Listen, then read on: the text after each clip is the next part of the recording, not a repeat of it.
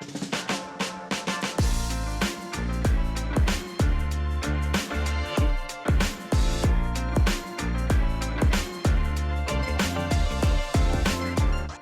and welcome to another episode of Film Spill, a movie night podcast. I'm your host, Chelsea. Film Spill, if you already don't know, is a podcast that comes out every week, and we talk about a movie by a female filmmaker every episode. We also discuss women in the entertainment industry in general. We play slumber party type games, spill entertainment gossip, and get to know each other and our guest. This week, we have a very, very special guest, V, who's my best friend and also an independent filmmaker. Hi, Veronica. Oh my God, I hate you. Hello there. Yeah, my name is V, Vero, Veronica, whatever you want. Tell us a little bit about yourself. Well, I'm NYC born and raised. I've been studying photography, videography since I was like 15. Went to school for visual arts, went to college briefly for film and media business. Quickly found out it wasn't for me. Really just because I wasn't getting the hands-on experience that I thought I was going to get. I found that I learn better and grow better as an artist when I'm like out in the field and very hands-on.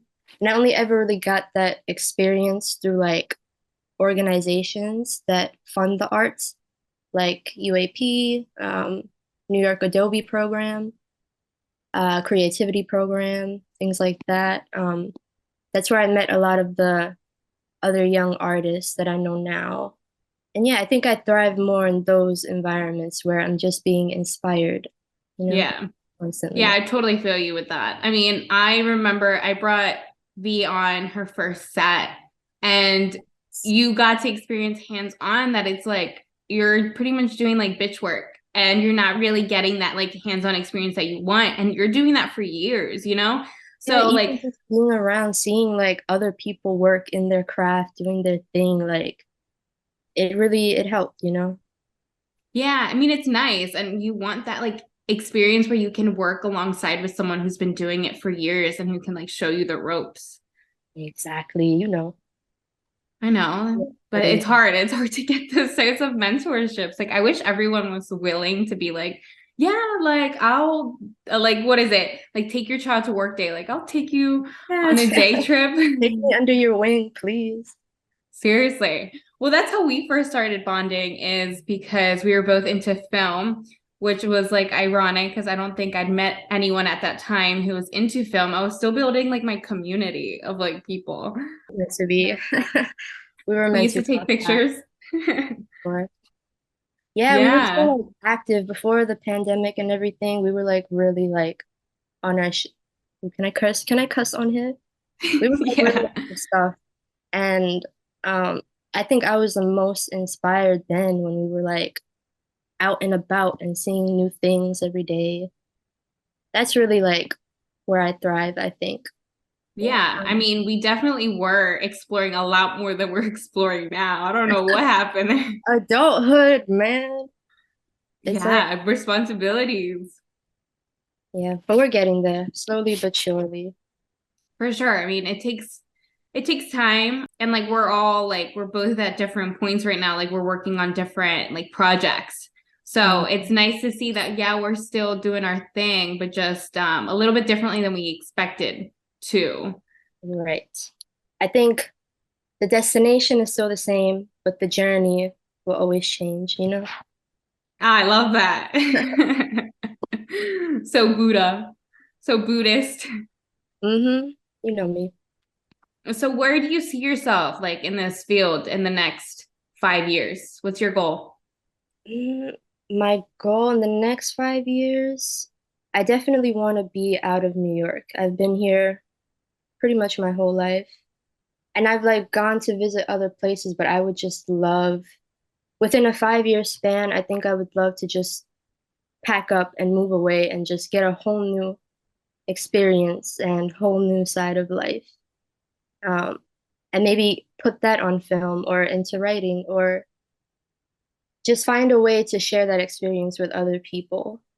I think that's what I'm craving most in my life right now. Just share Um, an and experience. just, yeah, meet new people, like people that inspire me, like you, who are literally out doing what they want in order to achieve their dream or their goals or many goals that they have. It's like it's a big world. And New York, you meet a lot of people, but I think a change of environment will really you know, it'll do it for me. Yeah, for sure. Like, I know that I've become comfortable here. Like, I feel like I've been here a lot longer than I actually have. You're a Like, I feel like soldier, I was like like born. you're a real New Yorker now. Are you kidding? Well, now I'm a Jerseyan. So, like, I don't know, maybe an I East mean, Coaster, it's still in your blood. You're still a New Yorker because you survived right? for like a few years. Yeah, And shit was rough. you were still doing your film stuff. You were still, finding gigs and, meeting new people, which is exactly what I would like to do over the course of the next couple years. But again, in a different environment. I feel like New York is so oversaturated, Hmm. especially now. It's like it's really hard. Yeah, oh my God, even the trains, I feel like freaking overpopulated. I just feel Bro, musty. you've been It's on the rough. NTA. Yeah. They're like upgrading the stations and stuff, but I still don't think that's enough. No, hell no. It's They definitely need not enough. They're to gonna be looking crusty in the next like month. You can't trust New guarantee Yorkers to keep it. that shit clean. Like, no, especially the MTA workers. They're not gonna be cleaning them. Yeah, this new Like, mayor, he's not it. He needs to step it up. I'm like, you're Mayor, spending money on the wrong shit, motherfucker. he's out partying every night. Like, come on. Hmm. I know it's brutal right now, but no, I definitely see where you're coming from. That's where I'm feeling at. It's like I heard this quote that was like, if you want change to happen, you have to make it happen. So it's like you have to get out of your comfort zone in Yeah. order to like grow. And I feel like I stopped growing. And that's where I was having this issue where I was like, am I just comfortable here? Or am I not seeking out the right opportunities? Like, have I done enough here? And I feel like I have. Like, I met my people. I wouldn't have met you if I didn't move to New York. Um, no, I feel exactly the same way. I think in a way it was we were meant to cross paths, and I think it'll be that way with a lot of people that I haven't met yet, like all in each one's time. You know what I mean? Yeah, exactly. You just have to come to LA with me, and then we can just Girl, meet I'm people out already there. in there. I already told you I'm on the next flight out. No, for I think it's gonna be great. Like I'm really excited. I'm nervous. I'm like freaking like excited nervous Me because I too. don't know what I'm getting myself into. But it's like if I don't do it now, like when am I gonna fucking do it? I'm just getting older at this point. Yeah, you just gotta pull the band-aid off. Yeah, like damn, like years are going by like that. I know if you don't stop and like just breathe for a second, like you really miss everything. I know. Exactly. Well, we'll see where we keep prospering in our creative field. Stop LA. You've But already got the New York vibes. I need the LA vibes.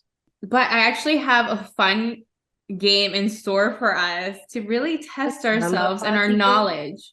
It's our Ooh, slumber party game. Well, we didn't even let people know what we're going to be talking about today, but we'll give you guys a little insight about what we're talking about yeah, today. we'll get to that later. We're going to be talking about Eliza Hittman's drama film Beach Rats 2007. But first, of course, we're going to be doing the slumber party game that I wanted to create for us because, my best friend should know who I am, but I should know who V is as well. So it's Yeah, how you well do you should. know me? How well do you know me? All So right, question number one. what is my favorite drink? You better know this.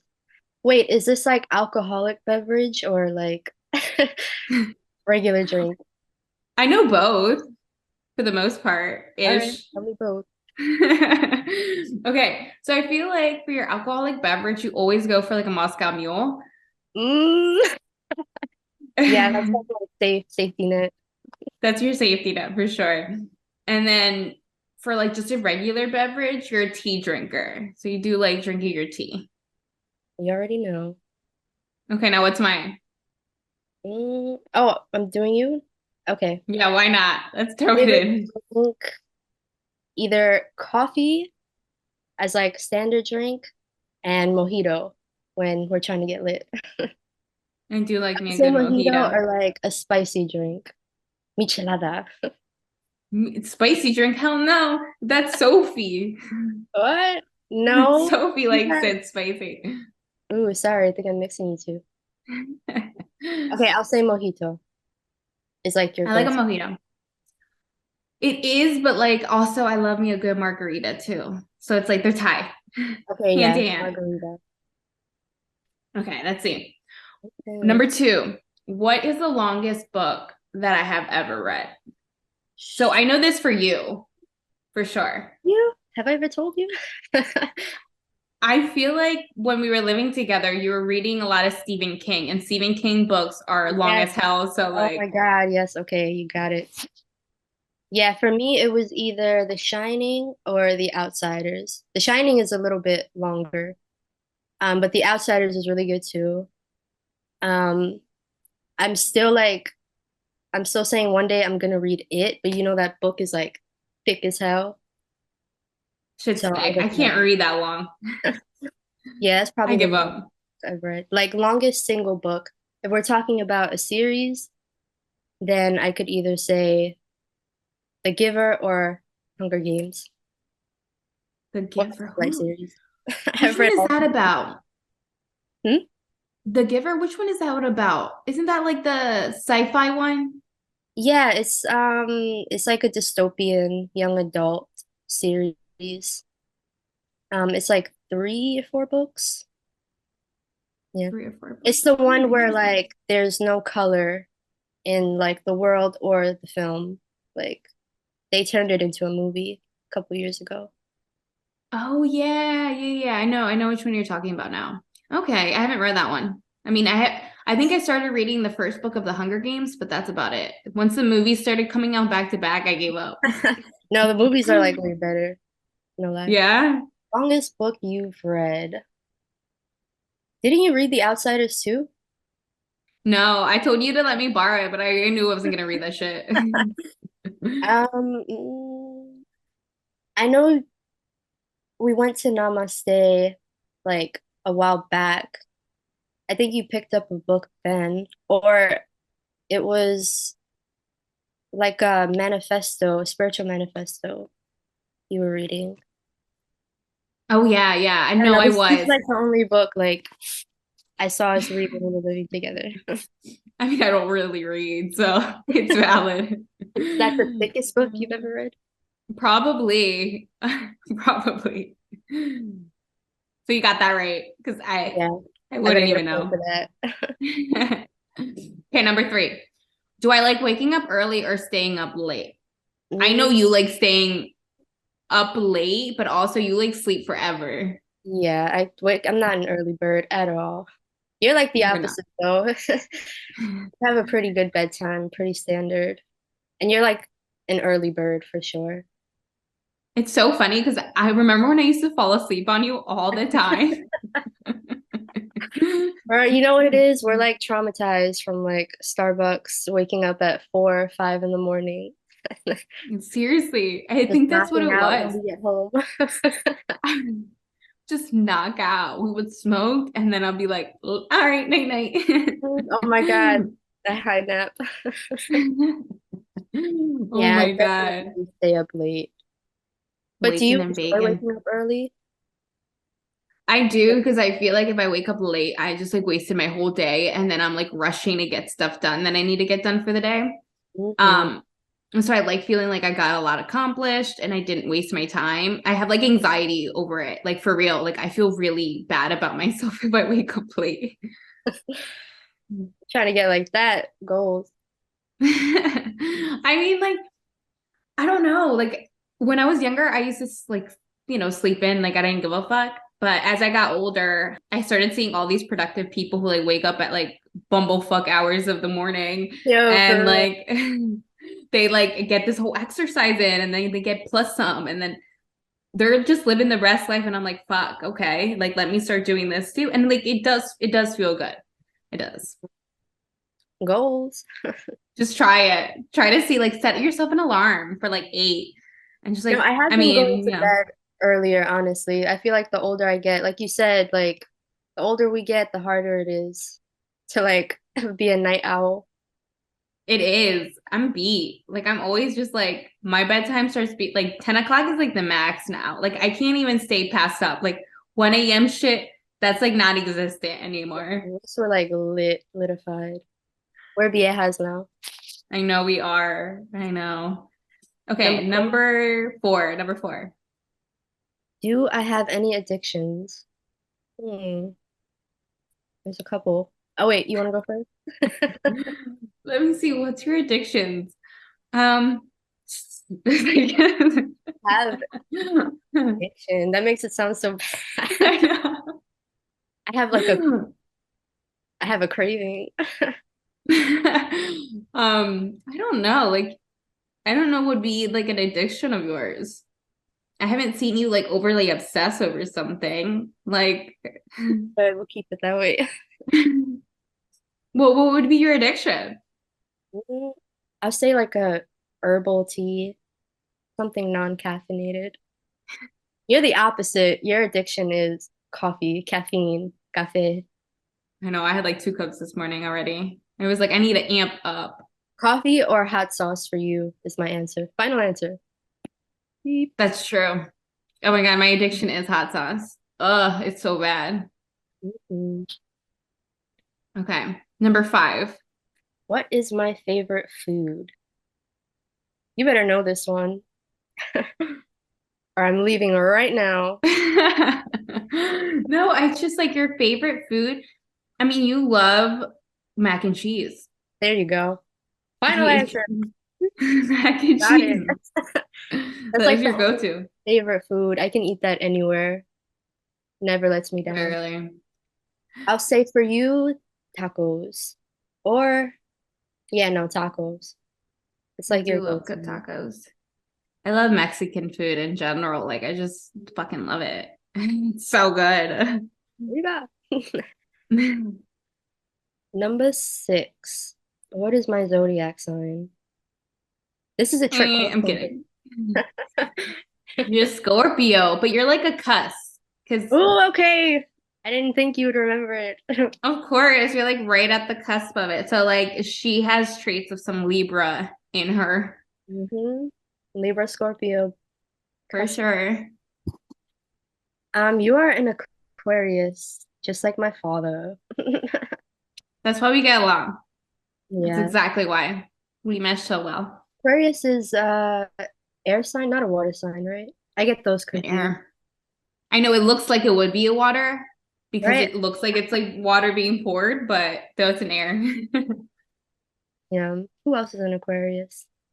Your dad's an Aquarius. When's his birthday? February. Actually, my Oh, dad and my sister are an Aquarius because they share the same birthday. oh wow. Just surrounded by Aquarians. Wow, you guys are cool though. Thanks, you better. You ain't got a choice now. Oh my God, number seven. Let's just skip to number eight. No, number seven. What is my full name? Oh, I know this one. This is easy. Like my full government? Like your full government name. So I need to get your middle name right. It is Veronica Marie Batista. Right, It I get sounds it. so formal, but it like I understand now where you're like, it just doesn't fit me. It makes me feel like a grandma. I don't know. Veronica No, Maria. what well when you are a grandma, you know, it felt just right. Esteban Julio Ricardo Montoya. Do you have a middle name? I Chelsea don't. Chelsea Marie Ayon. No, thank you. Mm, Marie is such a common middle name. I know. Marie is Marie, Nicole, Anne, Lynn, all those. Okay, number eight. Where do I live? Like, where do you currently live? Yeah, like where do we currently live? You can say the state so people don't stalk you, but I mean, it's a pretty big state. I mean, New York City, Bronx, New York, born and raised. Um, and you, oh wait, I answered for myself, not you. But I do know that you do live in the Bronx. Okay. Yeah, you knew that anyway. Yeah, exactly. Jersey. Jersey. Not from Jersey. You currently reside there. I didn't even realize that question number 9 sounds like question number 8. Where do I come Okay. from? Where do you come? No, this is like it's like the opposite. Where do you currently live? Where do you come Oh. from? Well, you still come from the Bronx. Yeah. Trick question. Um, yeah, I was born and raised here. Um, I did live in Spanish Harlem for a while, Chelsea. That was an experience. Yes, it was. We lived in the ghetto where we heard gunshots at night. Loved it. And where we like had like the what was that app? The Citizens app, and we would like No, check. every 5 minutes. Fire.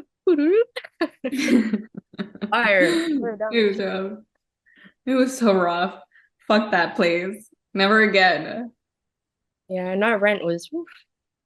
Well, we can skip to number 10. Okay, okay. How would my perfect day look? Wait, I'm supposed to answer for you. I keep thinking like about my answer.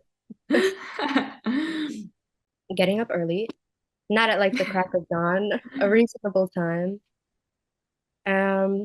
Coffee, nice breakfast. I feel like you would have something, either it would be planned out meticulously, or it would be like impromptu, like you would just go out and shoot something or go to a location and explore it. It's Mm. true. And then you'd have a nice lunch, explore some more, stop for a drink, nice margarita, explore some more, and then go home, take a nice bath, and hop in bed. That sounds like That sounds anybody. like a perfect day. I love that. Okay, let me describe your perfect day. So you get up late still, but Yeah. we're halfway through the day. So it's already like 2 o'clock at this point where like Veronica decides that she wants to get ready I'll be for the generous. It's day. like 12 o'clock, 1. Literally, because like V literally takes her good ass time to get up and get ready. Yeah. Um, I have to like set the tone for the day. yeah. Yeah, but you're already ready, right? So you're like, all right, I'm gonna have a nice day. So you like don't even barely eat breakfast. So you just like get up and go. Yeah. Get yourself a nice tea. If it's hot outside, it's an iced tea. If it's cold outside, it's a hot tea. So it depends on the environment that V's getting her tea. So and then she would go to like a nice museum. So like maybe like today we're going to the Natural History Museum and we're checking out some things, take some pictures at the Natural History Museum. Then we get hungry. So like V would go get some food. But V is like not like particular, like how I am, where I'm like, we need to go here. I know. I I'll want take this. whatever's around, honestly. Exactly. It gets me through the day. So if there was like pizza, like V would just go buy pizza and call it afternoon for lunch. But V knows how to turn up. So like V would like go out, maybe like go to like a bar like Pieces and Yeah. like throw it up, throw some shots, but not get too wasted because V Put gets some wasted dogs. pretty fast. Get And rain a then little that bit would be like your whole night, honestly. too much. And No, that's I your love perfect that. day. I definitely, museum would be on my list for a perfect day. I feel like that. I would definitely go to the museum again. I need to go. Before I leave, I need to go to the Natural History Museum. You haven't been? I have once. Oh, I mean, you better have. I've been there. I've lost count. I've taken so many school trips there. See, I want to go to like check out the different exhibits that they have throughout. You know, they like filter out the exhibits. Like I Yeah, want they to go for probably that. completed a lot of their tour. Yeah, exactly. But I didn't know it was free. Like I think when I went, I still had a Pennsylvania driver's license, so it was hard to like say that I was from New York. But now that I have my New York driver's license, I can just show that and get in for free. So I'm going to do that. Do they give you a discount if you're, well, I imagine, yeah, New Yorkers wouldn't be charged as much as like a tourist. Yeah. Yeah, because I know the exhibits you have to pay, but like for the actual ticket to get into the museum, you don't pay. Some shit like that. I don't know. I forget. It's been a minute. It's been like Bro. 5 years. I Same, I haven't been don't there in know. years. Maybe I Yeah, it's should like go. not something that you revisit like often. It's like you go once and then you're just like, okay, it's there. Where is it? 81st? I know it's off the C train, somewhere around there. It is off the E train. It's like 86. I think it's like 86 around there. I used to pass it all the time when I used to work up there, but didn't Yeah. have time to go. Shout out Natural History. They've been around for a minute. I'll give it to They them. happen. All Yeah. right, number 11 before we run out of time with this Oh my setting. God. I didn't even see that. Okay. Do I like playing video games? Ooh, I like this one. Okay. You go You first. do. Yeah, you definitely like playing video games. I do. I just finished playing The Last of Us. Bro, that game, like, it's not even a game. It's like a life experience. It's like playing a movie, honestly. You should like really get into it. Oh my God, that makes me so nervous. Wait, do you have to kill people? Like you're in charge of killing people, right? Yes, but that's like the whole thing about it is like there's there's infected, which are like the zombies, and then there's like little groups of people that survive in different ways. It's like how would you like what would you do in that situation as you, basically? You can make like a number of different choices. The ending is the same ultimately, but it's like the choices throughout the game. It's like they're very hard to make. Oh my God. See, that makes me nervous. Like I get so nervous. Like I was watching this show. I've been watching it on HBO Yeah. Max, and now I can't look at the fucking green onions to say it. Like they just like creep me the fuck out. Mushroom, bro. I don't even think I want to take mushrooms at this point. Can't No. say never, but you know, it's like it's weird because they're not even really zombies. They're people. Like they're still conscious, but the fungal infection just took over their body. Yeah. Imagine how scary that is. Like you have no control over your body, but you're still sentient and you still know what you're doing. Oof, oof. Exactly. No, it's creepy. It's creepy as fuck. And they look creepy too. Have you watched the show? Yeah. Um, I think I watched, no, that wasn't the finale. The one that came out this Sunday was like really intense. This is how we know we're getting towards like the finale, end of the game slash show. Um, I won't spoil it for the people that haven't seen it, but it's intense. All right. So, like I stated before, today we're going to be talking about Eliza Hittman's film, The Beach Rats, 2017. The Beach Rats is available to watch on HBO Max, Hulu, but with the subscription to HBO Max. So, just head over there. Prime Video and YouTube. This discussion will contain spoilers for the film. So, if you haven't already seen it, go watch and come back afterwards to hear our thoughts. So, what were your initial thoughts when you watched the film? I liked it. It was an interesting film. It's like almost like a slow burn film. It gave me like A24 vibes, Euphoria vibes, only because there's certain aspects that I appreciate that make you feel like you're not really watching a movie. You're just kind of like there in the corner of the room watching all this stuff go down. There's no real like structured plot. There's not like the normal story arc that you'd see in like a movie. It's like following a guy around with a camera. I really enjoyed that part, especially the fact that it's shot on film just makes it feel like more, more raw. Yeah, I love the look when it's shot on film. I wanted to do that too for this Yeah. short, but it's just expensive and it takes too long. But it Yeah, looks no. nice and it does give a more authentic vibe. Like you feel like you're there, like you're behind the lens shooting this film yourself. And It is nice to go through this journey with this significant person because I don't think that we've seen a film where you're following through someone's journey the way he was, like the way that he was experiencing his sexuality and coming to terms with it. Because, like, there's no resolution at the end. And that's what surprised me. It just ended. But I feel like that makes it all the more real because, I mean, I feel like we talked about it before. Not every movie has that happy ending that we kind of want. It's like it's a human story. And it's interesting because this is like the first movie I've seen about a gay character or a queer character where they know that they're gay. Like it's not a question, really. They just don't know how to express that, or they don't have the means or the space or the environment to dive into that. And so they end up collapsing in on themselves. And I feel like that's what Frankie, Frankie, I feel like that's what that was a lot of his experience with like Yeah. either it was him hooking up with, a young girl that he maybe wasn't necessarily into like that, or the drugs.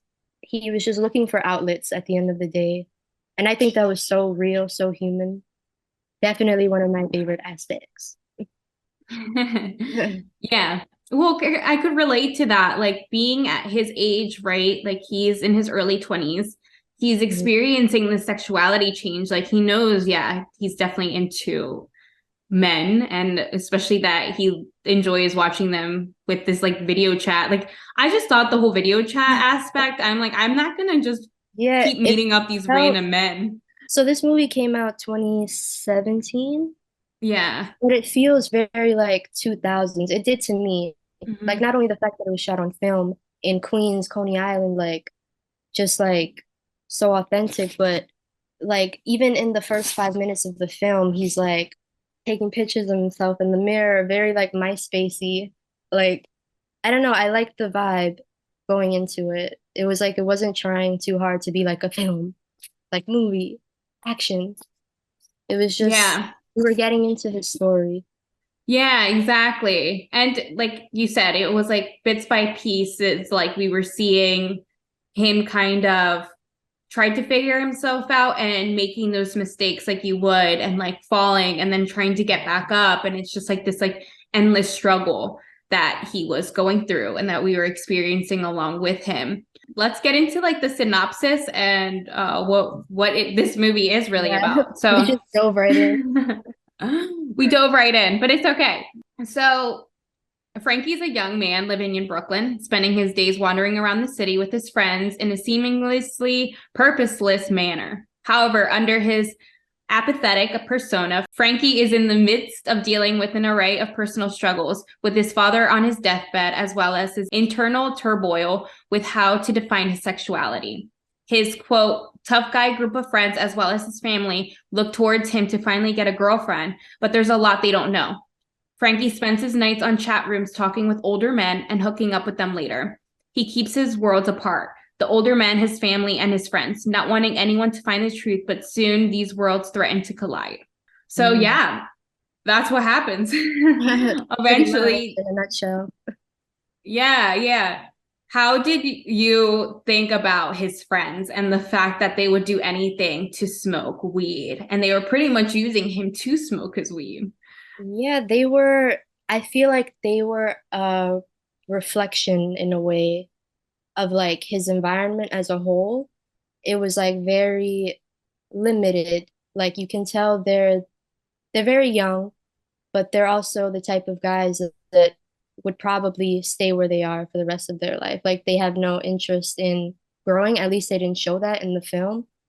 Well, there's not a lot of dialogue in the film in general, but there'll be like glimpses I've noticed. Like we both know that every shot in a movie it has a purpose. And so when there's like certain shots of his friends, like for example, what's the smaller his smaller friend? I forget his name. I think it's Jesse.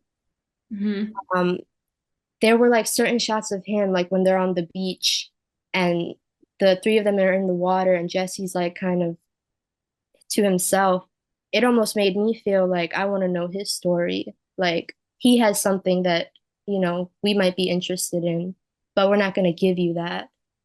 Um, I thought that was like really interesting. I don't know if it was done on purpose. I'd like to think every shot is on purpose. Maybe I'm like reaching, but I feel like he could also be a character in the story struggling with his sexuality, the same way that Frankie was.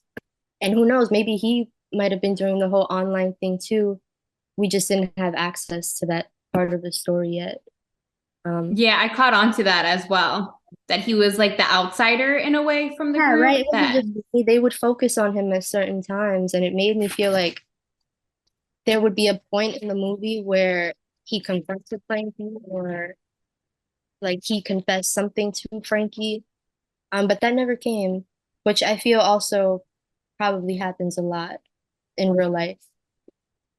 yeah, where we don't realize what everyone's going through. And that was like such a great example that we can Exactly. all be going through these internal struggles.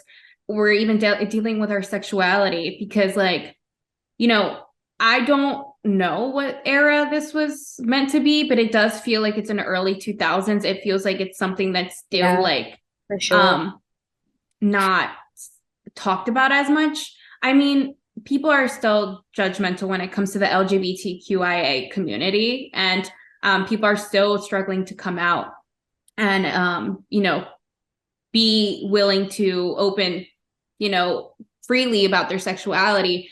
Yeah. But it's just like he felt like he couldn't be open at any point. Like he didn't even want to admit to himself. He was like, but I'm not gay. So it could Yeah. be where he just doesn't want to put a label on himself either. Like the whole concept of putting labels Yeah, and just that's like being open. hmm Now, I mean, that's something that I feel like I struggled with is like the whole label aspect and just trying to like put a label on yourself. It's like, do you have to?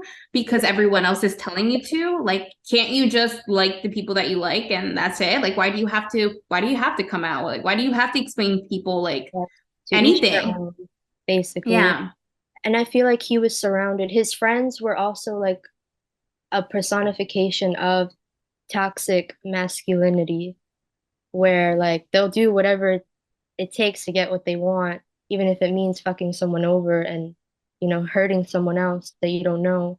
But I think in the end, I don't know. I guess they did care for Frankie in a way. I don't know if they were necessarily there for him, like the whole thing with his dad. They didn't really show much of that. There's no like dialogue to show that. But I mean, I would like to think if he was still hanging around them, they were supporting him in some way. Yeah. Yeah, they were definitely not the greatest friends, especially that he was like stealing from his mom to like get money to sell for like more Oh, drug, like yes, even I like forgot they the were pills. bombing her stuff. Yes, Yeah. And I he was think like, "Oh, I'll so. get it back." But that also goes hand in hand with addiction, right? He was obviously addicted to these opioids or whatever he was taking, and thinking like, "Okay, well, I'll get the money eventually. Like, I'll come back." But like having no way to get access to this money, and it's like he knew that if he had weed available, that his friends wouldn't leave his side. Like he didn't want to be alone, and that could also Yeah. play into the fact that that's why he was in the relationship with the girl hmm because one he wanted to prove that like he wasn't gay or like he wanted to prove that like to his friends that like hey I do have a girl but he dragged her a lot longer than needed to be like he treated her like shit and Yeah, she just like I felt really bad for old girl. I felt so bad for her. I'm like you could be like giving her stuff from like all these Yes. guys that you're meeting Okay, yes, I thought online. it was just me. Like, I didn't want to, like, you know, but I did not like the fact that he was sexually active with her and random men at the same time. That really bothered me. But I mean, that wasn't the focus of the story. So, like, I didn't go too much into it. But I thought it was weird. I mean, Yeah, I mean, I thought it was weird too because I was just thinking like I guess like if it was poor true, girl, like she if doesn't that were to even know. happen, yeah, like she had no idea. I mean, maybe she got the glimpse more that like it was him, like he just had too much baggage, which like you felt it. Like it was just problem after problem and she luckily was able to snap herself out of it and be like, this is not what I want for myself, early enough and Yeah, she left him got out. be. Yeah, she She got out. lasted a But while. Like she lasted longer than I thought. I thought after that first encounter, where he was kind of like an asshole to her, I thought she was like done. And then he saw her again on the beach, and they started pursuing a relationship. But I think her character's purpose, what is her name? We keep calling her the girl. I know the girl, I don't even remember at this point. Well, I feel like her purpose, her character's purpose, like you said, was to be like an outlet. Like he was very dependent on her, same way he was dependent on his friends or the drugs. I feel like he needed an outlet no matter what because he didn't, I don't know, I think a lot of it is due to his environment. He's not able to express himself. And so he looks for any means to do that. And she just happened to be someone that he could do that with. Because But she I think, kept coming back. yeah, I think in a way he did care about her. Honestly, I don't remember the last conversation that they had, but I know she was done. And I know he was like, he felt some type of way. It wasn't like, he dogged her. Mm, Yeah. yeah, Yeah, because and he still tried. He was like, I apologize. And like, but maybe it was him just trying to get her back because like he didn't want to be alone. Like he wanted it to try to work, even though he was the one who kept making the mistakes. Like he was the one pretty much cheating on her the whole time. yeah, basically screwing other men. Oh my God. Like the And I really, bartender. oh my God, that was so awkward. That was so awkward. I was like, just take the alcohol. Like I would just take the alcohol. That was like really sus of him. Made it really hot. Hmm.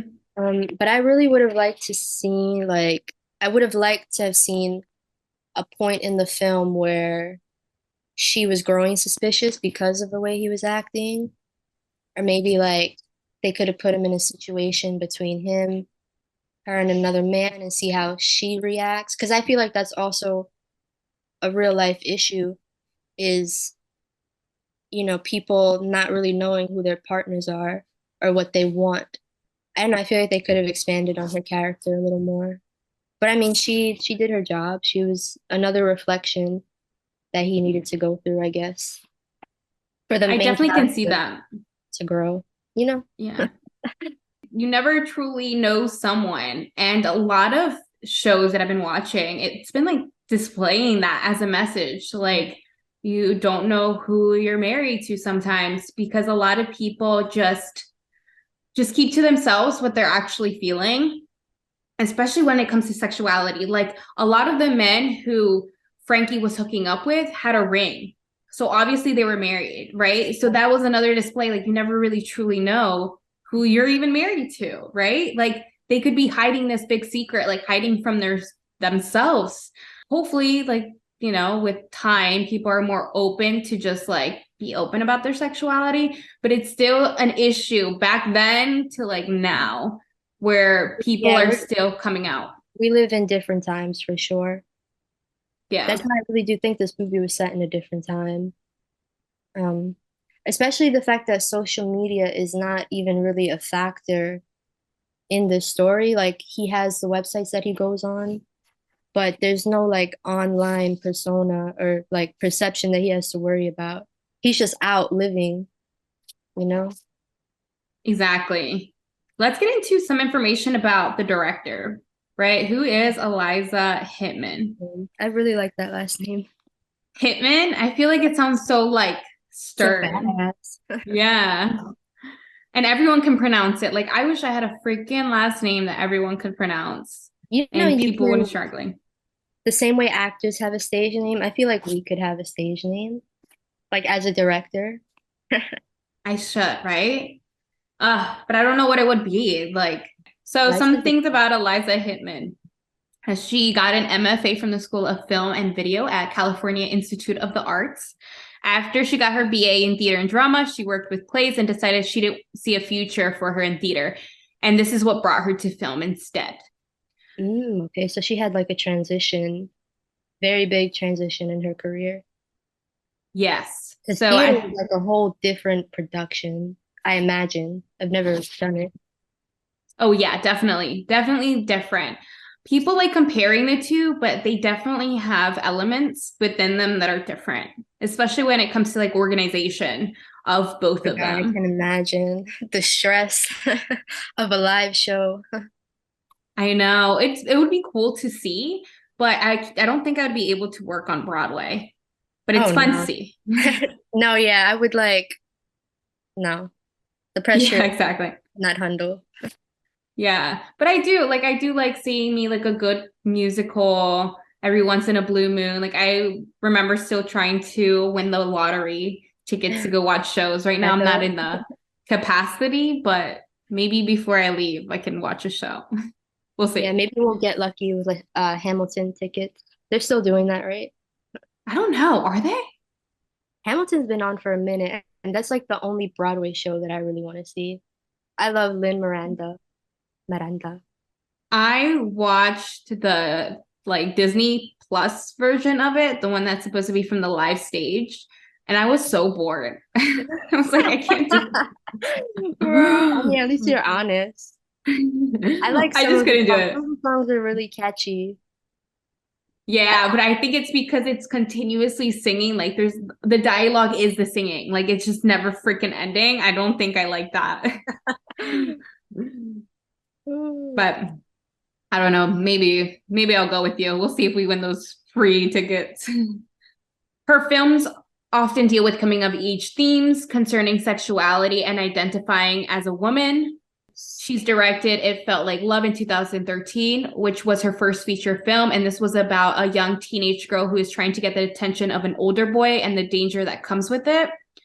Beach Rats 2017, which is about the repressiveness of maintaining an image of traditional masculinity and its relation and effect on accepting your sexuality.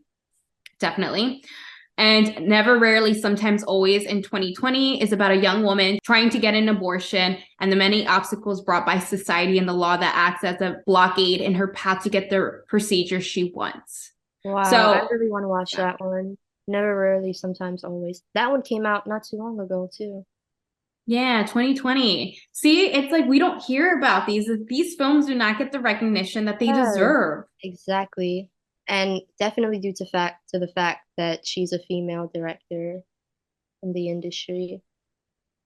Yeah, exactly. And I like the fact that she's exploring different perspectives of coming of age. Like she's not Yeah, just focused on women, but men as well. but that's her niche. That's her niche is young struggle, I noticed. And she clearly, it makes me feel like, maybe not clearly, but it makes me feel like she had a rough patch growing up, or maybe she was going through something of her own growing up that she feels like she can express and other people can relate to, which is exactly what I intend to do as a filmmaker, is to make, stories that touch people. And that you can relate to for sure. Yeah. Like that's what I definitely want to, do in my work as well is for people to watch my film and to like connect with it or be able to relate to it, maybe watch it and then feel like a sense of like certainty Yeah, of that I'm like, not the only one that feels this way. mm-hmm.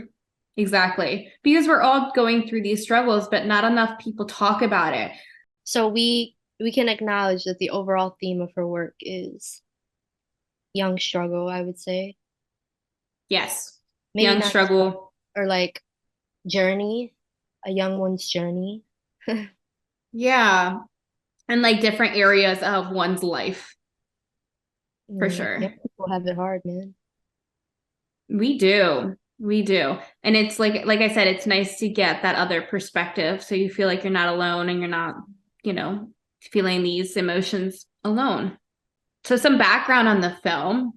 Hittman detailed on how she went from an early draft that was a mess that she changed by adding progression to the character in the story that she thought she lacked. She details this saying, I wrote an early draft that was a mess and was almost all behavioral about this kid going back and forth between worlds. And then I took it to Sundance Screenwriting Lab, and everyone was like, there's no progression. So I went back and built in a major progression to the story. I also wanted the sister to have a small narrative of this simple, earnest love affair that makes her brother in some way deep down envious of her.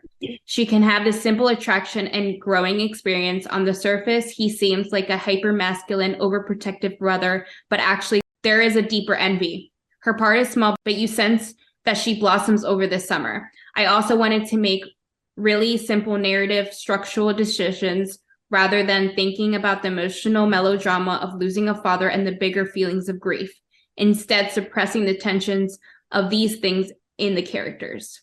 Yes, I Okay. completely forgot about the sister. She's like such a minuscule character, but I think she does a lot for the story in general. They don't, there's no real like acknowledgement, but there is a cut in between time, right? Where like over the summer, his sister has grown. She's like into boys now. She wants like piercings and all this. And like at first I thought it was just a big brother thing where he wanted to be protective of her. But then you learn about the whole new perspective that she has a certain freedom that he will never have, or he knows it will be very hard to attain as a man. So Mm-hmm. yeah, I liked her addition as a character, even though it's like really small. She she's another reflection of how he's feeling in the world. Yes, for sure. And those gazes, it makes more sense now because there were shots of him gazing over at her when she was on a swing with like another boy Yeah. that she was, I guess, dating. And so it was like the gaze of like envious. Like you could see it. Yes. It's like, But you didn't think that way because you're like, oh, that's the older brother. Why would he be envious of the little yes, sister? exactly. It's not till like the second time around or like reading about it that you realize like, oh, he's feeling some type of way, not because it's his sister, but because of society and societal norms. And she's a woman. In a way, she has a freedom that he doesn't have, which is like Yes. really clever. Props to Miss Hittman for that. It is really clever because it's true, right? And it's still true. Like Very real life. we there's these norms that are still that people still have, right? People still have these certain beliefs that you can't change because you can't change how someone thinks. I feel like she could have had her own story because she might be struggling with something of her own. Like obviously she's struggling with not having a father. They all are. I feel like she been a character that was growing too fast because she needed to, because of her situation. So you can take it like a number of ways, honestly. I felt And like I she really was think, growing up fast. yeah, I wish they would have like dived more into her and Frankie's relationship. And then maybe Hmm. would have seen some of those things come pouring out, like the hidden envy and stuff. There's another word for envy, but like not malicious envy. Like jealous in a way. Yeah, like yeah, we'll go with jealousy. Jealous, Yeah, like jealous. I think that they didn't explore the relationship. It could be that they didn't explore the relationship because he was starting to be like it's including himself from his family. It was only up until his dad was about to pass away where he went into the room and he was really with his dad. But Yeah. you know, his relationships seem to be strained, and it's because he's going through so much that like, you know, there's he's just kind of like, you know, distancing himself. So it could be that's why, because of what he was dealing with, but also because he was going through his own things, he was ignoring the fact that she was growing up. Hmm. And it was like he was missing it. And then when he caught them, or when he caught the sister and the boyfriend In the house, in yeah. her room, I think that was like, what the fuck? Like, I just saw you guys kissing and now he's here where like no one's here. You know what I mean? Yeah, he's And so she's caught off like guard. 13.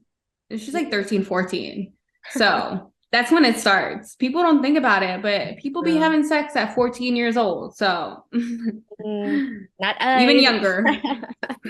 No. I She mean, I feel, reminded me though of myself. Like yeah. not Yeah, because of how fast she was growing up. Because I feel like I grew up pretty fast. Like I got my belly button pierced when I was 13 because I was like, oh, well, my sister got it done. What? I can get it done. Yeah, I got it done at 13. What? Like the movie Yeah. 13? What? Mm-hmm. Wow. Yeah. So like I definitely felt like you get to that point of your like young womanhood where you feel like you're an adult already and that you feel like you deserve certain things or that you should have access to certain things. And I think that's where she was leading towards. Like, I'm old enough to be doing this type thing. Yeah, I guess that's like the perfect perspective. If someone was watching this movie and they had like a little brother or sister, they would catch that instantly. But I didn't, you know? Yeah, because you pretty much grew up like you have your younger sister, but for the most part, did you guys grow up like separately? We're 10-year difference. It's like it's a really long time difference, you know? Yeah, that is a huge difference. Tell me about it. But have you noticed your relationship change with your sister as the years have gotten like, Yeah, have it's the years like have passed? it's crazy to see like someone who used to be so tiny just becoming their own person. It's like it's scary in a way because you know that there's going to be certain things that they have to go through and certain assholes that they're going to meet that are ultimately going to like shape them as a person. So another point of inspiration that provided a base for the film and the cinematography was an image on Facebook that Hittman saw that expressed the tense relationship between masculinity and sexuality, saying, I came Mhm. across an image on Facebook that ultimately served as an inspiration for beach rats. It was one of the pictures of one of those guys that took of himself standing in front of a mirror, and you could see his phone and the flash of the camera. There was this tension between hypermasculine and homoerotic that the picture was clearly illustrated that I think is such a huge part of character and his conflict in the film. He had his shirt off and a cap on, which sort of obscured his eyes. It looked like he was going to pull down his shorts and take a picture. I was also thinking a lot about those guys from my first film and how isolated by class those neighborhoods are, and how they had a long history of violence that erupts when you introduce any otherness into an isolated group. They're further from transportation and they don't have a lot of opportunity. Like that's the inspiration of the image that he takes of himself in Yeah, front of the camera. the No. opening of the film, he's all Yeah. you see is like a bunch of flashes and you're like, what the fuck? But then you see like a small little slither of himself in the mirror. And it's like he wants to show himself, but he's also keeping himself away, like his identity away, which is like the Mm-hmm. tone of the film ultimately. When he meets the guys, he has his like hat down in the beginning, and then they're like, "We can't see you." He's like, "Can you see me now?" Yeah, the whole like Facebook thing again makes me feel like this was set at a much earlier time. And like the whole idea of not being able to, the whole idea of being isolated within your neighborhood and like being a product of your environment is so real. Like I definitely saw that in the film. Like the fact that they really have nothing else to do, nowhere else to go but the beach, hence beach rats. That's all they have is each other, and I feel like Frankie was very hesitant to stray away from that because again, that's all he has, but he doesn't realize that he's so young and he could have so much more.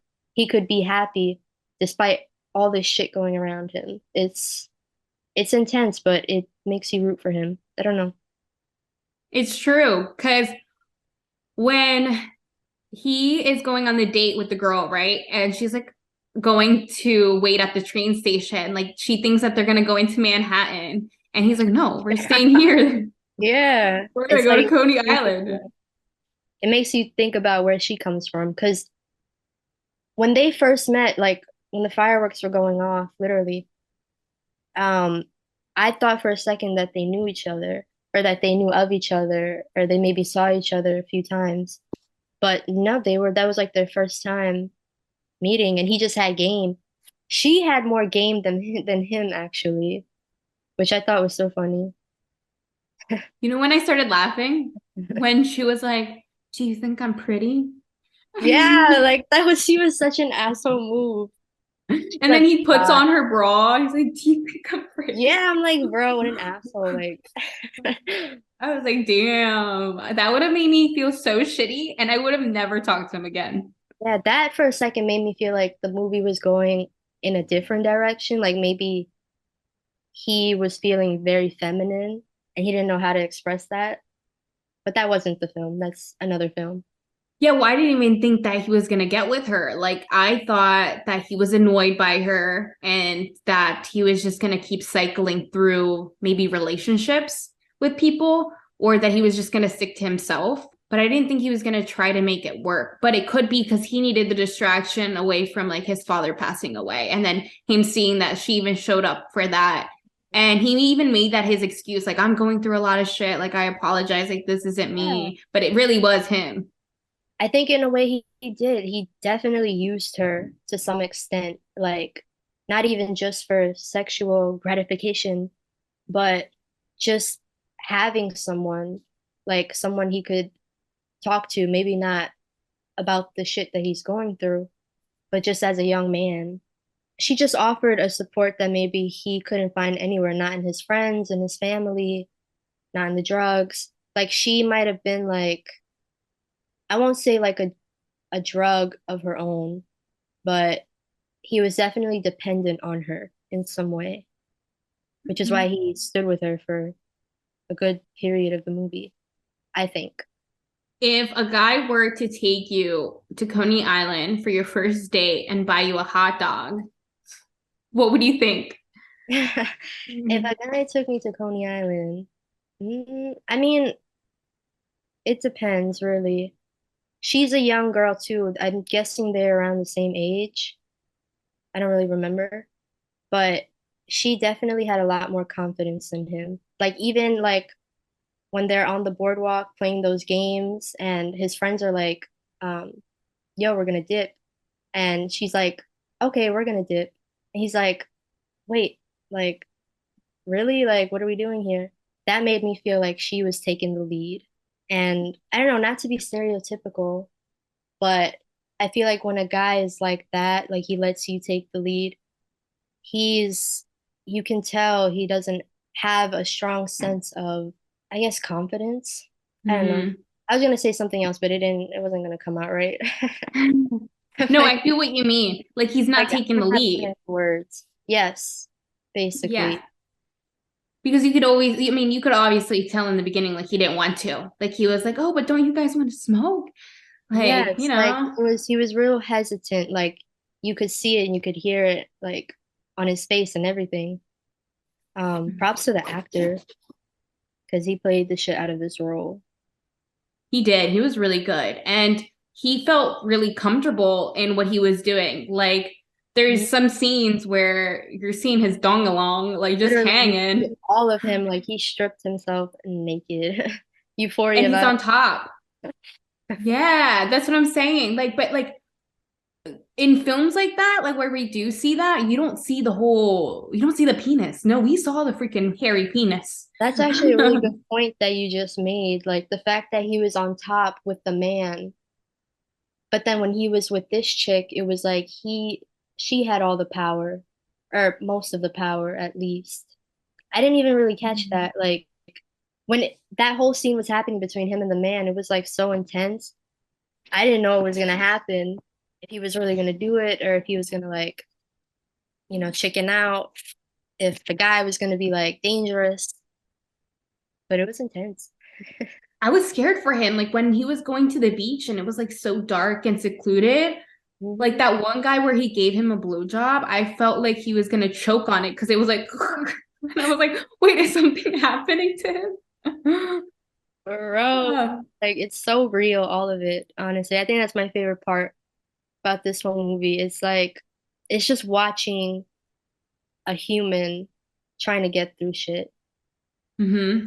Same way that I don't know if you have those moments where you're like you're going to meet with somebody or you have like certain activity planned and you're just like, what the fuck? Am I really about to do this right now? Like, how is this gonna affect me? Like, how is it gonna change me? Yeah, you get nervous. You're Yeah, like, you have fuck, am I something ready? to say. Like, that's why I don't miss meeting strangers online. I mean, I've never done it. I mean, besides Tinder, but like, Our Tinder that's experience. Tinder experience. I mean, Tinder Uh, did you good yeah, for the most Tinder part. did me good. Thank God I don't gotta get back on it. That was like, We are that's retired too much. from Tinder. What's Retired. what's the it's like Tinder but for gay men. Grinder. I feel like Mm-hmm. this movie like that establishes the fact that it was like an old sketchy website rather than Grinder. Because like we saw Grinder on Euphoria and like what's that other show? Grand Army. Like Yeah, a lot of people like have the same story to tell in different ways, obviously, but I like the fact that this is so like retro, I guess would be the word, and like analog. Like you're actually going to meet up with this person to find out if it's them. it's And like you can't tell scary. anybody because they don't know. And he plays it off, right? So later in the film, he starts playing it off once he introduces it to his friends that he does this because he pretty Yeah. much establishes the fact that he's doing it to get them weed and that he can show them how he does it and how he gets these gay men to give him weed or like And then smoke him up. that's when his friend Jesse, the little one, he goes, what do you do when they hit on you? He's like, like so funny. And I'm like, pretty much. But that also made me But feel like, Jesse, like, what's wrong with you? Like, are you questioning something? like, wouldn't you question it too, though? Like, as a friend, if your friend's telling you that they're doing this, that they're seeking out men online, like, I don't know. I'm just like, you wouldn't just be doing that. Why can't you seek women as well? Like, why are you just seeking out men type thing? But I don't know. I mean, they I were would all be with questioning it. it. Like, they were all ready to like do it, which surprised me. Like, they weren't so toxic to where they were like, no, what the fuck? That shit is gross. I'm not doing that. But they were like, you could tell they're real comfortable in their sexuality because they were willing to meet up with this gay man. And like, they might potentially be getting hit on. That's true. But also, though they could be like, secure of their sexuality, it could also be like they don't fully really understand what's going on, or like they're not really looking in between the lines, or the fact that they're this desperate that they'll do anything for drugs. Not saying Exactly. like, you get Ew. That's so like, addicted. I mean, it is weed. It's not like it's crack or heroin, but doesn't mean that you can't have that same like desire for it, right? And they were having like they needed it, they wanted it, and they would do anything for it. And unfortunately, that led to one of the guys that he ends up meeting up with. They end up beating him up for this freaking weed, on the beach. and and then they leave him there, and then you don't know what happens to him. That's where I get tripped up. Like what? Yeah, they don't really like show the aftermath of the whole thing, but they They got away keep with it you for sure. guessing. What do you think that he could have died? Because he was face down looking in the water. Yeah, they took him in the water, didn't they? Mm-hmm. There was like a point where Frankie, if I recall, he didn't go in the water with them. He was like, I got the weed, let's go. Yeah. So he didn't take part in any of that, which in real life would have made them question, like, this was your idea. Like, are you not comfortable with this? He didn't stop them and he encouraged it. Mm-hmm. Mm-mm. Tisk tisk. Frankie. I know. And then he comes back. Like, that's the thing is that guy got away with it the first time. And then he comes back because he really wants to hang out with Frankie, or he wants to get it down with Frankie. Yeah. And what's really significant about him is that he was like more of like a feminine. He had like more of a feminine personality. Oh, the casting for Frankie. So I wanted to know like how they casted him, right? Because he did a really good job. The casting process with Dickinson is a homage to the naturalistic, authentic nature of the film. Hittman had Dickinson live the typical life of Frankie and his friends and use the authenticity and chemistry found in this process for the film. She details a unique casting process, saying, "Our process was a little traditional in that we had a week of rehearsal where we read through each of the scenes and loosely blocked them on their feet. And then it was also pretty unconventional in that when Harris arrived, we were still casting some of the roles of the friends. I took him out to a handball court in Manhattan Beach, Brooklyn. I just had him play different games with different guys and looked at different combinations of kids together. And then often after those sorts of callbacks and chemistry games, he would go and hang out with the guy, and that became a bit of his research for the film. Just the time that he spent palling around with these guys on the beach, lifting weights, doing athletics, and playing basketball." That's interesting. So even like the casting process and the production was so like raw, natural.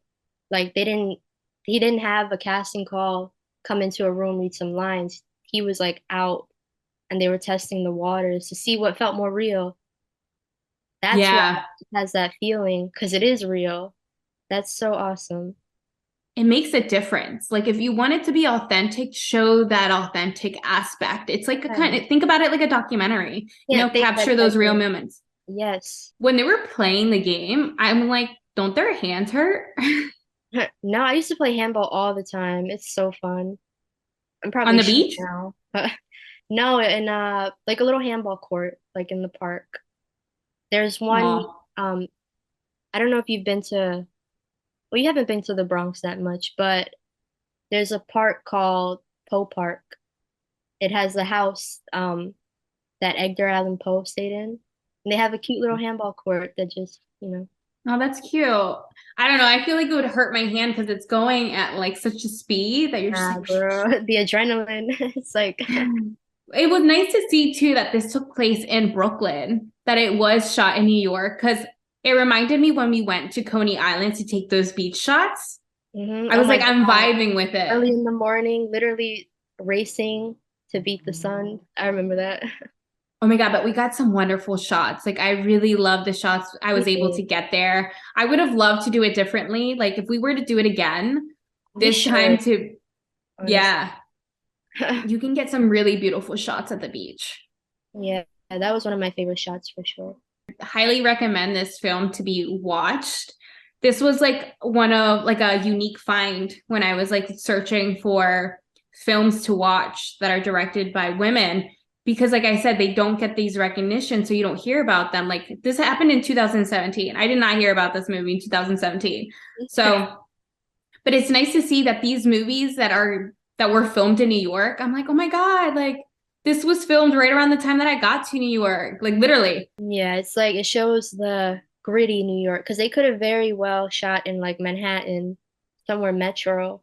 But I think again, the bigger part of the story is the fact that he's stuck. And I think that was like a great way of showing his mindset or his mentality. Is like I can only stay here. I can't go out and explore all these things. Yeah, exactly. Because like being in Manhattan, I think is a different vibe than being in Brooklyn for sure, especially when you're all the way in Coney Island area. Two Like you're different really worlds. out there.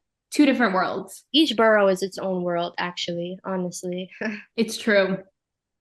So like some themes would include the restrictiveness of maintaining a show of conventional masculinity, the repression that results from upholding the ideal of what is masculine. And these ideas of masculinity are seen throughout the film. Some notable scenes include when they're at the fair slash carnival and his friends punch a punching bag and get joy and cheer at the aggressiveness of this simple action itself because of the way it presents them as masculine. The concept of the need to show and display masculinity as proof and validation of your identity. When all of them hang out, and the scene specifically is just shots of them all showing off vaping tricks. Oh my God, yes. The extravagant display of tricks is a show of capability of masculinity. There's also scenes where his friends reference women and Simone, so their objectification and derogatory comments are how they prove they're masculine. And in order to do the same, Frankie goes along with it. He does go along with a lot of things that his friends do because he's trying to prove himself as masculine and steer the idea that he could potentially be homosexual. So the struggle of both accepting your sexuality and allowing others to know with the risk of the truth passing away those around you. the risk of accepting and being open about your sexuality, and the turmoil that persists inside whether the truth will change the identity you have built for yourself or whether it will change who you are.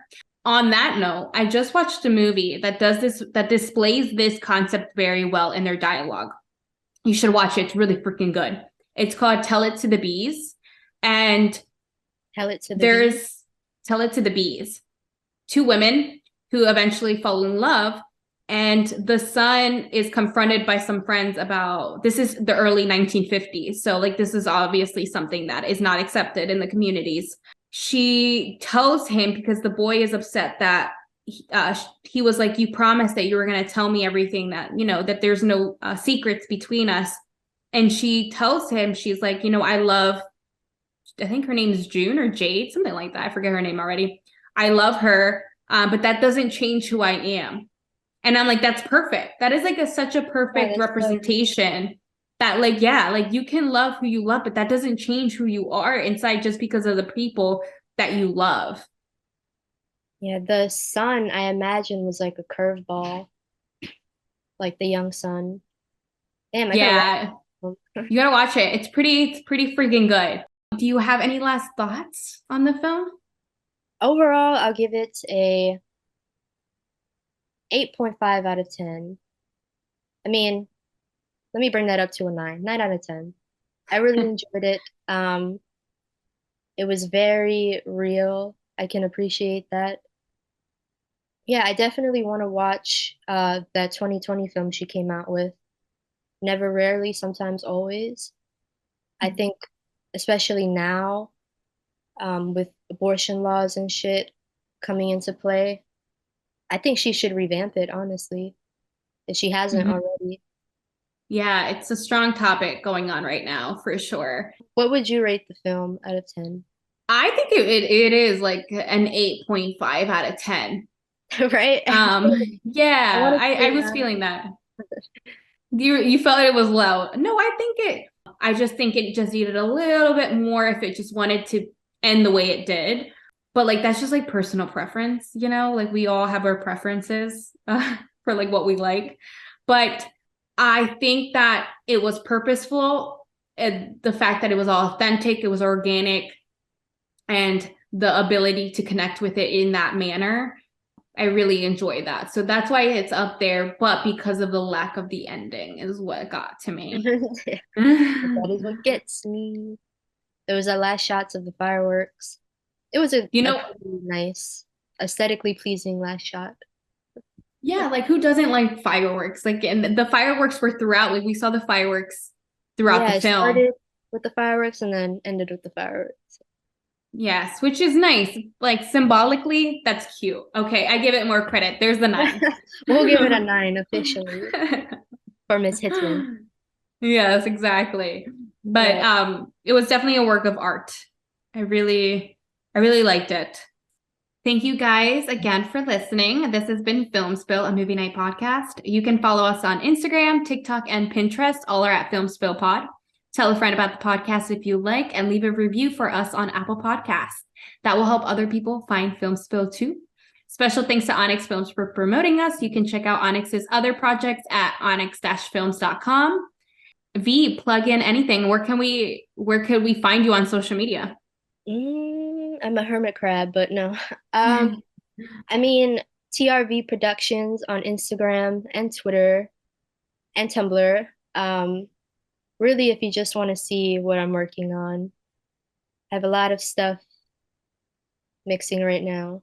But I want yeah. to see what you're working on. Yeah, I have to send you some stuff for sure.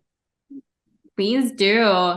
You've V's been work is incredible. So definitely go follow V and check out what V is doing in her life. Go stalk her. No, please. I don't need any more, though.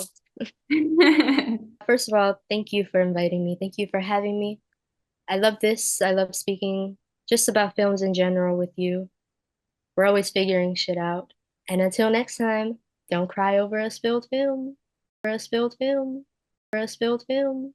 For a spilled film. For a spilled film. For a spilled film.